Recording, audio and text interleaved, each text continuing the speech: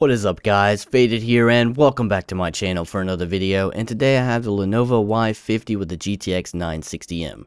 A lot of things have changed since the last time I was with the Y50 and I wanted to show you guys the new level of performance and how much it can achieve. Now I thought of nothing better than Battlefield Hardline, which just came out, and it can show you how well this PC can keep up with the latest games. Now I am using shadow play. Up at the top left you can see the FPS counter, but I am recording externally at 30 FPS. I wanted to use 60, but that just was not possible with my hardware, but I am showing you the exact performance and what you would get if you were using this PC. Alright, so at ultra settings you can see that it is playable, I guess you could say, but it does dip below 30 in some instances, especially if you're walking through some brush or something like that and there's a lot of textures and a lot of filtering going on. It's just not playable in those instances. So I would actually consider knocking it down to high settings. At high settings it is very much playable.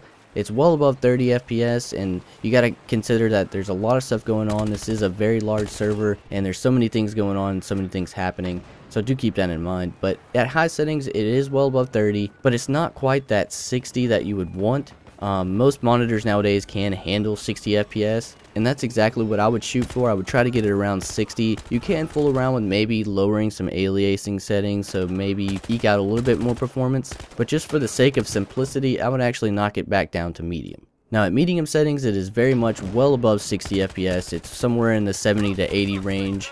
Every now and again it'll drop down to around the 60 range, but only in intense battle scenes do you ever dip below 60, and you probably won't ever even notice it. But for those of you that aren't happy with this amount of performance and you want a little bit more frames than that, I would actually drop it back down to low settings, which you can get at least well above 80 FPS and sometimes in the 100 range if nothing's going on. And you'll never dip below 60 on that. It can handle this low settings Battlefield Hardline very easily. It is definitely up to the challenge for that. But medium settings is actually my favorite because you're able to stay well above 60 in pretty much every instance, and it handles very well on that, and that's pretty much what your monitor is going to be able to handle anyway, so I wouldn't ask for any more than that. So once again, this is the exact performance of what you would get if you were playing on this PC, and thank you guys so much for watching. If you have any questions or you're looking forward to the review, do let me know what you want to see in it and things like that. And I'm also going to be uploading a Battlefield 4 video for those of you that have not been upgraded yet or don't feel like they want to. I don't really enjoy the game,